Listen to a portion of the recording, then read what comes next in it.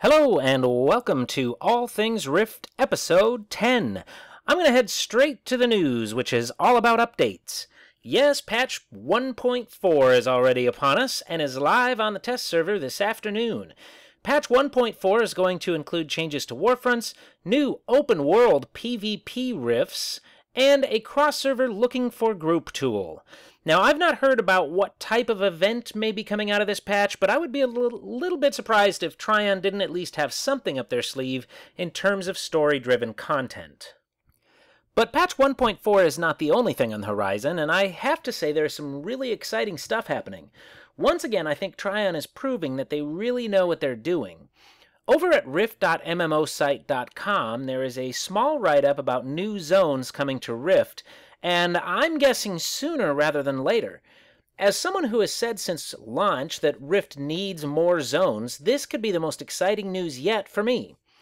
The new zones are Cliffside Vale next to Droughtlands, and evidently Ember Isle, which is somewhere in the middle of the ocean. Now, I can't help but wonder if something big is planned for Firesand Desert, since the current game map does not show it split off from Shimmersand like this one. PCGamer.com has a write-up on other new content as well, although no word on when this will hit.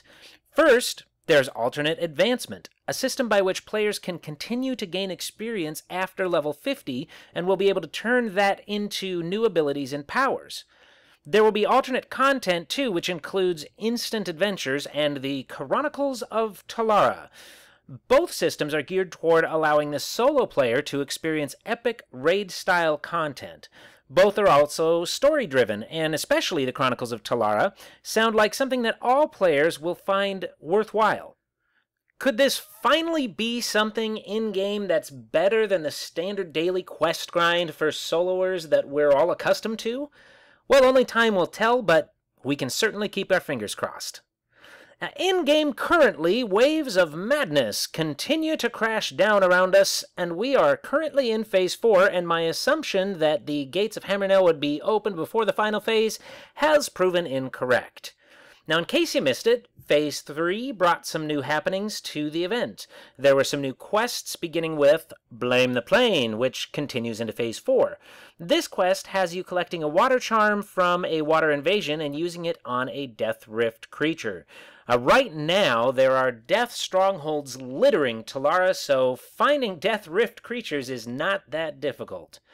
Now, there was also Building Cannons, which asked you to head back to Hammerknell Fortress to view the repairs of some giant cannons. Heading up to Hammerknell, it didn't take very long to realize that it had all changed again. Here, I found some giant cannons and proceeded to turn the quest into Rurik, who says to head up to the fortress entrance to check out the pounding noise. Now, on my arrival, I could indeed hear the pounding, as well as see that the door was cracking and lots of nasty energy floating out of it. Along with the pounding was some very strange monstrous noises, and listening closely, I'm pretty sure I could hear human screams and groans within the sound that was emanating from within. Ooh, scary. Now, Phase 4 brings more new quests, including Grave Consequences, which asks you to destroy an Endless Court artifact in Shimmersand, but make sure to take a team with you because whatever you have to fight is way too big and bad for the likes of you. Unless you're me. I managed to take down Azen Darkclaw all by myself with my cleric leveling build.